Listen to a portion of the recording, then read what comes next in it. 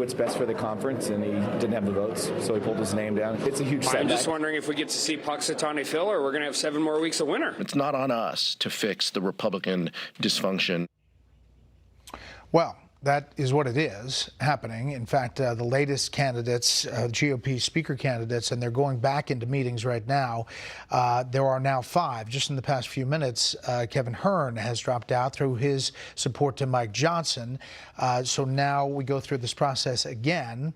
And the question is, will they, any of them, get to the magic number? Let's bring in our panel. Leslie Marshall, Democratic strategist, Washington Post national politics reporter Maeve Reston, and Fox News contributor Steve Hilton. Steve, you know, overseas you've seen a lot of crazy stuff. Here, this is really crazy.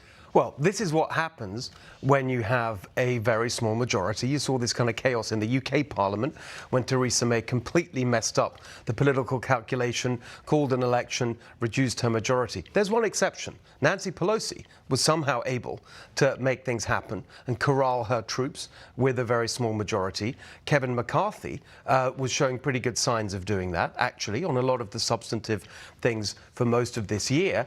And now you have this complete shambles. And it's embarrassing not just for those people who are engaged in the shambles. I think of all the Republicans around the country getting ready to run for office at the local level, at the state level, trying to make a difference in their communities, raising money, trying to get volunteers, knocking on doors saying, vote for me, I'm a Republican. And people will say, for you guys? This is what we get when we vote Republican. I don't see any end to it. That's the real disaster here. Yeah, Maeve, you know, you have Dean Phillips, congressman from Minnesota, who says he's going to run against President Biden in the Democratic primary. He's offering to lower the threshold of votes that Republicans would need. The dysfunction in the House is a national and global security issue. I would sit out the speaker vote if Tom Emmer will fund the government at negotiated levels, bring Ukraine and Israel aid bills to the floor, and commit to rule changes to make Congress work for the people. Well, Tom Emmer was out today. He didn't make it. But I assume the deal is still on the table.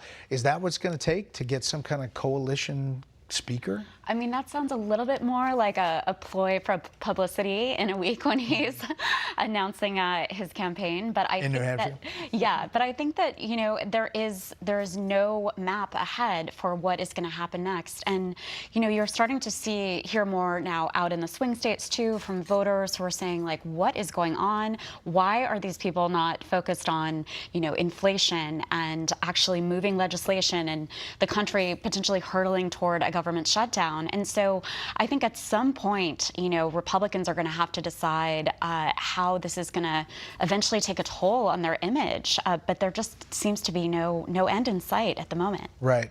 So, I mean, how do you get from point A to point B? I don't know. I mean, seriously, I thought, you know, okay, look, I think right now, and I'm not going to Vegas with this, but that Johnson has the best shot because he came in second in the 5th round. And the fact that I'm even saying that there's a 5th round. Yeah. Good memory, but you're following this closely. Very good. It's my job. You know, but I would agree with what both of them said. This is really bad. And I don't just say this as a Democrat. And I don't say this, you know, beaming, to be honest, because not only do we have a debt ceiling issue, we have what's going on in the Middle East. We need a leader and we need a functioning government. I don't care how big or small your majority is. And this hurts Americans. Both Democrats and Republicans are people that don't subscribe to either ideology. But politically, I don't see this helping Republicans. I do see it helping Democrats or perhaps some other you know, Democrat or Republican affiliated runner, because people are going to say, wait a minute, we gave you a shot and you couldn't legislate because you couldn't even get somebody in charge to get the ball rolling. And we're at a time where we definitely need to get the ball rolling on many issues. Well, speaking of Israel and what's happening, the Israeli ambassador to the UN called out the Secretary General today very publicly. Take a listen to this. Their economy is stifled, their people displaced, and their homes demolished. Their hopes for a political solution to their plight have been vanishing. You are blaming Israel? This is a pure blood libel. This is a pure blood libel, and I think that the Secretary General must resign. It was quite something, Steve. Yeah, good for him. Quite right. Completely agree. The United Nations is a complete disgrace on this issue, always has been. On another channel a few days ago, I saw the rapporteur for the region talking about Israeli ethnic cleansing at a time like this. And what the UN should be doing backed by the US, is demanding that the Qataris, who are harboring the criminals who actually orchestrated this attack, the head Hamas of leaders, Hamas, yeah. right? Why aren't we demanding, the UN demanding, that person be given up and put on trial for these crimes? What about Iran being confronted? We had to give up in the statement, the Biden administration, any mention of Iran, because to placate these extremists in the UN who always take the side as long as it's anti-Israel. And quickly, Maeve, the White House is trying to be clear with its messaging, had to kind of do some different things from the podium today on moral clarity. Yeah, and you know, this is such a tricky balance for them because, you know, you obviously have so much of the U.S. is supportive of Israel, but there is kind of a generational divide that Biden is trying to deal with here.